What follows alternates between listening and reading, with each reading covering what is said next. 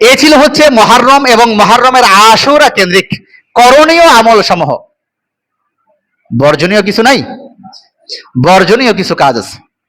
এই সমাজে দেখবেন মুহররম আসলে শিয়া সম্প্রদায় অতিরঞ্জিত যা করে ফেলে, ঢোল ঢাল বাজনা, র্যালি মিছিল, তাজিয়া, তারপর হাই হুসাইন বলে যে শরীর কাটে, দেখেননি? চাবুক দিয়ে যে শরীর কাটে, আরো কত কিছু। এগুলো একটার সাথেও ইসলামের ন্যূনতম কোনো সম্পর্ক নাই।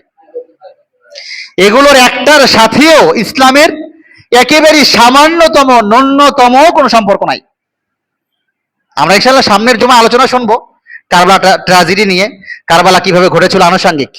বাকি নিষিদ্ধ বিষয়ের মধ্যে আসলে যে বিষয়গুলি করে থাকে শিয়া সম্প্রদায়, শিয়া প্রবক্তা ইয়ামানের একজন, তাদের বড় একজন ব্যক্তি আব্দুল্লাহ ইবনে সাবা, সে বলেছে যে আমাদের শিয়াদের, আসলে শিয়া সম্প্রদায় সবাই সামগ্রিকভাবে কাফের না।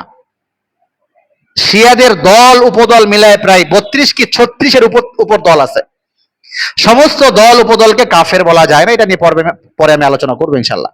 কিছু আছে কাফের, কাফের কারা তাদেরকে নিয়ে আমি আলোচনা করছি এখন। কিছু আছে কাফের না তবে ফাসিক। সাহাবায়ে কেরামের ক্ষেত্রে তাদের ভুল ধারণা ছিল, তাবজিলিয়াত, অর্থাৎ কিছু সাহাবায়ে কেরামকে তারা, যেমন আমরা জানি রসুলের পরের সাহাবায়ে কেরাম, প্রথম সাহাবী হলেন হযরতে বলেন আবু বকর সিদ্দিক রাদিয়াল্লাহু তাআলা আনহু, তারপরে ওমর ইবনে খাত্তাব, তারপরে আলী রাদিয়াল্লাহু তাআলা, তারপরে ওসমান। এই যে সিরিয়ালটা, তারা এই সিরিয়াল মানতে চায় না। তাদের কথা হলো না, সবার উপরে হযরত আলী। এই জাতীয় কিছু বিষয় আছে, এই জাতীয় বিষয়গুলো হলে ওদেরকে কাফের বলা যায় না, তখন ফাসিক বলতে হয়। কিন্তু যখন আকায়েদ বিষয়ে, আকীদা বিষয়ে যখন পদস্খলন হয়, ওই সমস্ত শিয়াদেরকে কাফির বলা হয়।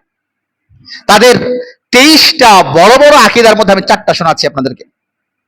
তাদের এক কিতাব আছে উসুলুল কাফি, উসুলে কাফি 8 খণ্ডের কিতাব। এই কিতাবে তারা তাদের কালিমা এইভাবে ব্যক্ত করে যে আমাদের কালিমা হচ্ছে লা ইলাহা ইল্লাল্লাহ মুহাম্মাদুর রাসূলুল্লাহ আলিয়্যুন ওয়ালিয়্যুল্লাহ ওসিয়্যু রাসূলিল্লাহ খলিফাতুহু বিলা ওয়াসলিন দলিলুহু হুজ্জাতুল্লাহ। এটা হচ্ছে তাদের কালিমা। কাদের? যে শিয়া সম্প্রদায়কে আমরা কাফের বলি, তাদের কালিমা। আচ্ছা, আমাদের কালিমা কি বলেন তো? বলেন, সবাই বলেন। কেউ কেউ বলছেন না, কেন কষ্ট হচ্ছে কেন কালিমা বলতে? বলেন লা ইলাহা ইল্লাল্লাহু মুহাম্মাদুর রাসূল, এটা হচ্ছে আমাদের কালিমা। তাদের কালিমা শুনেন, লা ইলাহা ইল্লাল্লাহ আল্লাহ তাআলা এক, মুহাম্মাদুর রাসূলুল্লাহ মুহাম্মদ সাল্লাল্লাহু আলাইহি ওয়াসাল্লাম আল্লাহ তাআলার রাসূল, আলিয়্যু ওয়ালিয়্যিল্লাহ আলী হচ্ছে রাসূলের নিকটবর্তী ওলি, খলিফাতুহু বিলা ওয়াসলিন সে প্রথম খলিফা হওয়ার কথা ছিল, দলিলুহু হুজ্জাতিল্লাহ এবং এই কথাটা আল্লাহর কিতাব দ্বারাই প্রমাণিত। আচ্ছা, এটা কি আমাদের কালিমা? এটা কি আমাদের কালিমা? তাহলে এটা হচ্ছে শিয়াদের কালিমা। যে শিয়া সম্প্রদায়কে আমরা ঢালাও ভাবে কাফের বলছি না, কিন্তু যাদের আকীদা এইটা, তারা নিঃসন্দেহে কাফের। এটা হচ্ছে তাদের কালিমার বিষয়। রিসালাত সম্পর্কে, রিসালাত সম্পর্কে তাদের আকীদা হচ্ছে জিবরিল আমিন রিসালাতের দায়িত্ব নিয়ে হযরতে আলী রাদিয়াল্লাহু তাআলা আনহুর কাছে এসেছিল। ভুলে গিয়ে মুহাম্মদুর রাসূলুল্লাহ সাল্লাল্লাহু আলাইহি সাল্লামকে রিসালাতের দায়িত্ব দিয়ে গেছে। নাউজুবিল্লাহ বলবেন না? আরো জোরে বলেন নাউজুবিল্লাহ। আশ্চর্য মানুষ তো দেখি আপনারা, নাউজুবিল্লাহ বলেন না, সুবহানাল্লাহ বলেন না। আল্লাহ, কি ব্যাপার কি আপনাদের? আচ্ছা, তাহলে এই যে অবস্থা রিসালাতের ব্যাপারে, আমাদের রিসালাতের আকীদা হলো আমাদের রাসূল শেষ নবী, খাতামুন নবিয়্যিন, সাইয়্যিদুল মুরসালিন, সাইয়্যিদুল কাউনাইন সাকালাইন মুহাম্মদুর রাসূলুল্লাহ সাল্লাল্লাহু আলাইহি ওয়াসাল্লাম।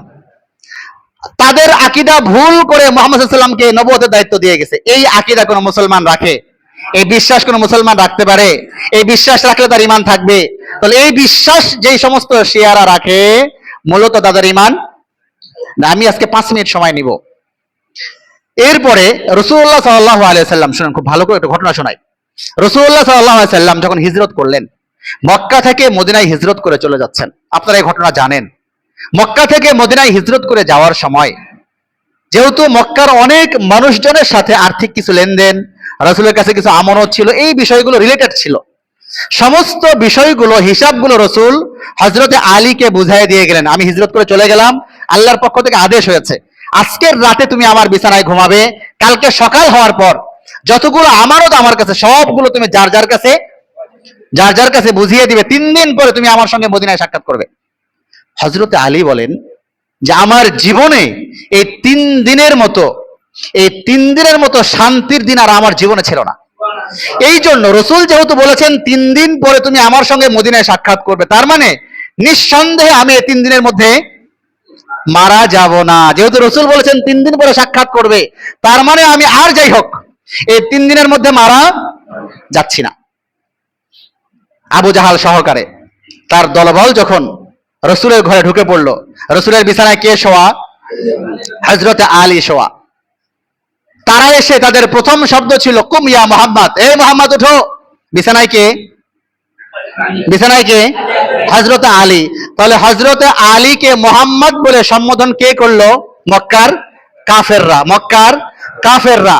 তাহলে হযরতে আলীকে মুহাম্মদ মনে করলো, মুহাম্মদ বলে সম্বোধন করলো সর্বপ্রথম মক্কার কাফেররা। বিধায় পরবর্তী সময় মুহাম্মদ সাল্লাল্লাহু আলাইহি সাল্লামের নবুয়ত হযরতে আলীর কাছে জিবরিল আমিন দিতে এসেছিলেন, ভুল করে মুহাম্মদ সাল্লাল্লাহু আলাইহি সাল্লামকে দিয়ে গেছেন। এই আকীদা যারা রাখবে, ওই মক্কার কাফের যারা হযরতে আলীকে মুহাম্মদ মনে করেছিল, তাদের চাইতে জঘন্যতম নিকৃষ্টতম কাফের হচ্ছে এই সমস্ত শিয়া সম্প্রদায় যারা হযরতে আলীকে নবুয়তের হকদার মনে করে।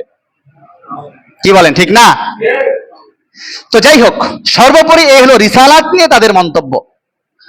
3 নাম্বার, কিতাব কোরআন নিয়ে তাদের ধারণা হলো কোরআনের সর্বমোট আয়াত সংখ্যা 6666। আম্মাজান আয়েশার বর্ণনা 6236 আয়াতের কম বেশি। তো তাদের আকীদা হলো কোরআনের মোট আয়াত সংখ্যা ছিল 17000। কয় হাজার? কত হাজার? কোরআন উসুলে কাফি থেকে বলছি, তাদের কিতাব। কোরআনের মোট আয়াত সংখ্যা 17000।